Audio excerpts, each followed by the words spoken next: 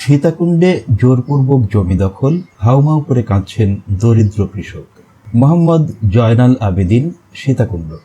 চট্টগ্রামের সীতাকুণ্ড এলাকায় মধ্যরাতে কৃষকের কলা বাগান কেটে জমি দখলের অভিযোগ উঠেছে এক সরকারি কর্মকর্তার বিরুদ্ধে। ভুক্তভোগী পরিবার আইনের সহায়তা চেয়ে সীতাকুণ্ড মডেল থানায় লিখিত অভিযোগ দায়ের করেন। 1 সেপ্টেম্বর রবিবার উপজেলার বারুবকুণ্ড ইউনিয়নের 3 নম্বর ওয়ার্ডের মান্দারিটোলা গ্রামে জোরপূর্বক জমি দখলের ঘটনা ঘটে।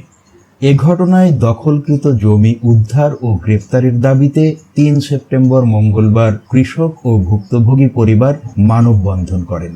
অভিযুক্ত আলতাফ হোসেন উপজেলা পরিবার পরিকল্পনা বিভাগের পরিবার পরিকল্পনা পরিদর্শক ও মান্দারিটোলা গ্রামের নূর সোলাইমানের পুত্র।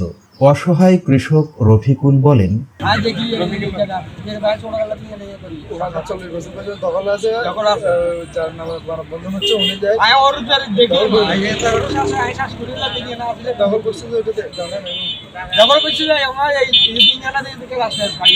কৃষক রফিকুলের ছেলে সাইদুল ইসলাম বলেন,